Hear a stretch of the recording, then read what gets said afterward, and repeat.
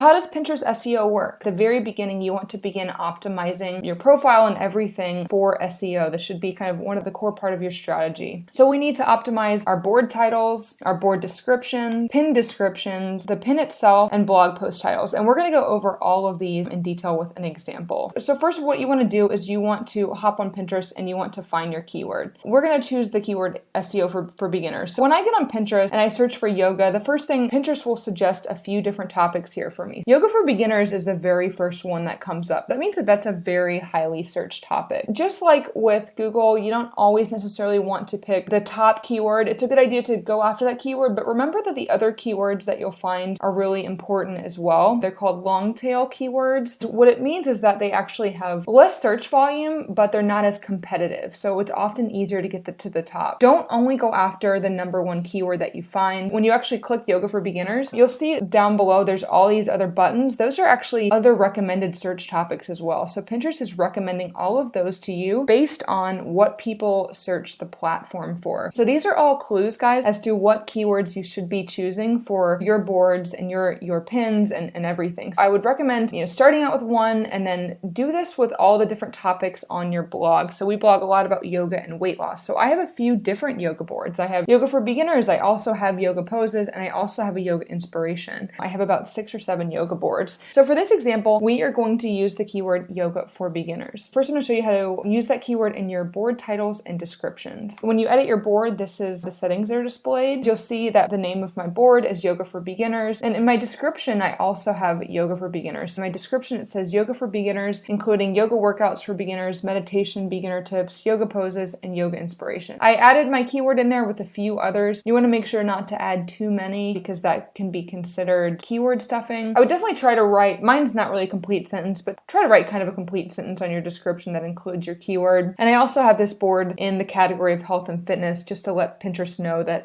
it is in that niche. You want to first categorize your boards and descriptions. The reason for this is also that your boards rank in searches just like your pins. So when you're on Pinterest and you search for a topic, you can choose whether you want to search through pins, boards, people. All these things matter because people search in many different ways. Sometimes people will just find your pins via search, but sometimes they'll actually search for boards to follow. If your board is keyworded properly and it contains a lot of pins relating to that topic, it will be found in search as well. Again, keywords help to increase the ranking of your boards in search. The next thing that you want to keyword is your pin images, titles, and descriptions. So kind of everything about your pins. First of all, your image matters. Pinterest actually has software that can read the words on your pin. So it's really important to use very clear font and not to use the right colors and everything so that it can be very readable because Pinterest can read that. You'll notice that, again, my keyword is yoga for beginners and it's right there on the pin. Now, when you click on a pin, you get some additional information. It shows you some impressions, how your pin's doing. But you'll notice that there's a bunch of text on the side and it actually says yoga for beginners, 6 hip opening poses.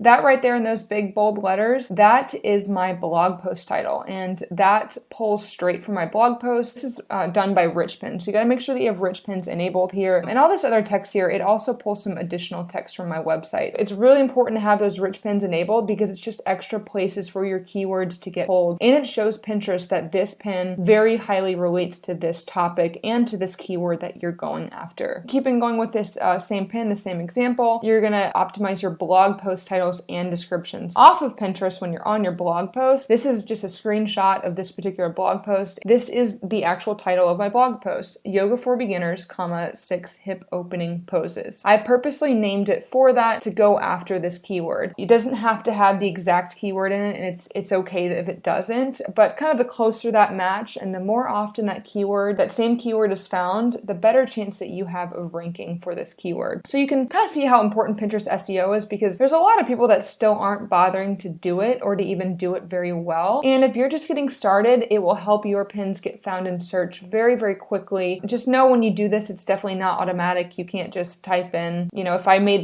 this in a day and I just got started on Pinterest and just made my account and I typed in yoga for beginners, you're not necessarily going to be able to see that post. It does take time, just like with Google or YouTube. Any other search engines, it does take time for your pins to get found in search. So it's definitely not going to be something that happens immediately. It'll take a few months, but it's one of those things that every week, every month, as long as you're doing the right things, they will begin ranking higher and higher and higher. Just just keep that in mind, especially if you stay on a couple years later, you're gonna get all kinds of organic traffic because the longer you're on Pinterest, the more this stuff matters.